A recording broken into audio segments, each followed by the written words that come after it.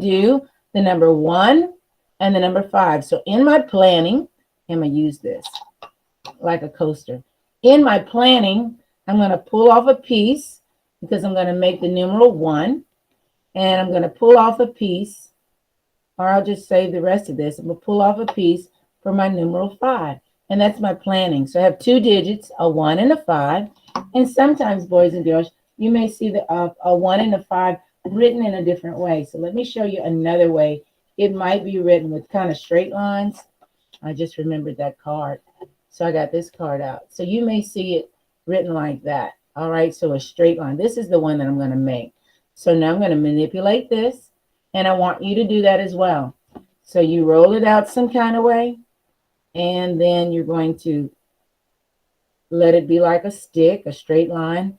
I roll mine out sideways, and then I turn it vertically. So I do it this way, and when I roll it, I don't roll it this way. That's harder for me to do. I roll it up and down, up and down. I smush it a little bit, keep my fingers on it a little bit, and it kind of turns into a log or a long cylinder. Remember the cylinder shape? It's long, like it's like a can. It's a can shape, not these little bumps on it, but it's the shape that has a circle at the top and a circle at the bottom, and it's smooth around the sides. So this is a three-dimensional sided circle, but it's the other three-dimensional sided circle is a sphere, but this one has straight sides. All right, so I'm going to run it, and so I'm going to make my 1. That's pretty long. I wonder if my other 5 is going to be that big. I don't know.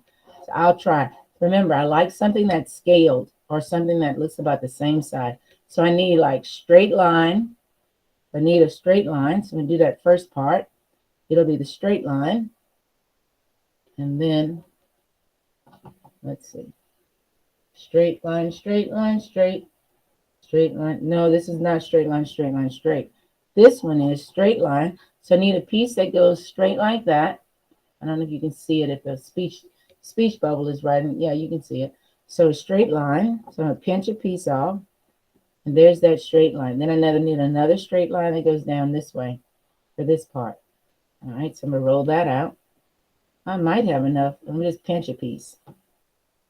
There we go. So I have 2 pieces I pinched. Look at that. It made a corner, a 90-degree corner, like a square. A square has 4 corners and 4 equal sides.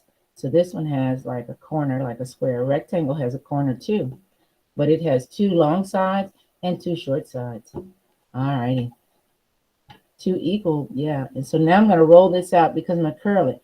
If you remember, when we made the letter B, we made the number 13. We made a curve around. Y'all remember that curve around? Let me show you the 13. When we did the number 13, we had 2 curve arounds. Either half of a circle, kind of like that. That's what I'm calling a curve around. Half of a circle that was blended around. But we used 2 of them. Either we were doing, I think we were doing the number 13 because it was recent. We did the number 13. See if I can find it. It's really close by. There it is. It was on the bottom of my pile. So see, remember the 13 had the curve around and the curve around. 15 has the curve around just one time. So that's my 15. All right, I'm going to take 13 off because 15 is our number study. Let's stick it right here. There we go. So now here's my number 15. And if I think this is too long, I want it to be kind of even, I'll pinch off a piece.